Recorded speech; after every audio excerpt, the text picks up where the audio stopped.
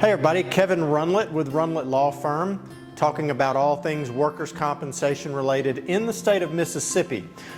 Today we're discussing different types of benefits. We've been putting out videos about some of the other benefits. Today we're talking about PPD benefits, which stands for Permanent Partial Disability. Now, when is an injured worker entitled to these benefits? They must have a compensable injury, meaning it's been reported to the employer, it's been accepted by the insurance company, they've been paying benefits. Permanent partial disability benefits come more towards the end of the case.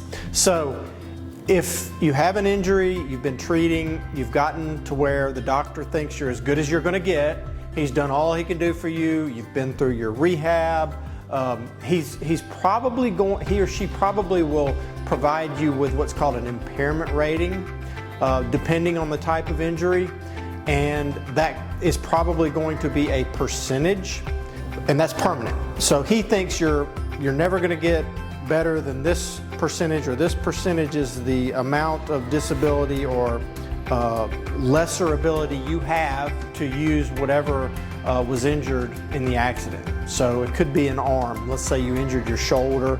Shoulder injuries are quite common on the job, and let's say at the end you've had surgery, you've been through rehab, and the doctor says you have a 10% impairment rating to your upper extremity is what they will say.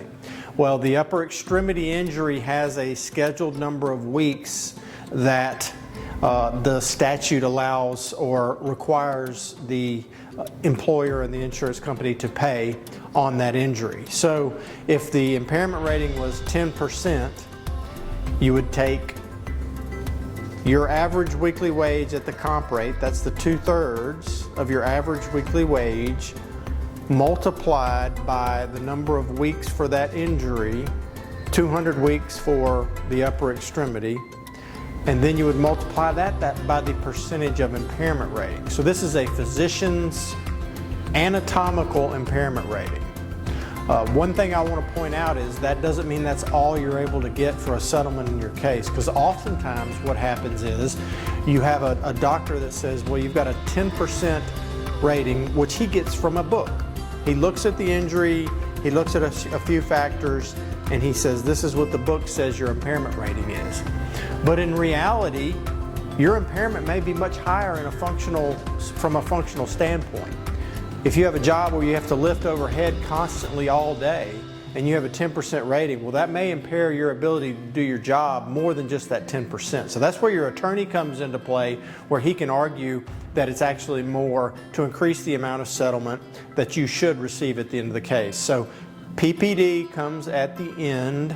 It's really the minimum requirement that the insurance company should pay for the injury based upon the doctor's rating. That doesn't mean that's all you're able to get. Hope this helps. If you like these videos, we'd appreciate you subscribing. If you have any questions, just put them at the bottom of this video. We will answer you. So thank you so much for watching, and I hope you have a great day.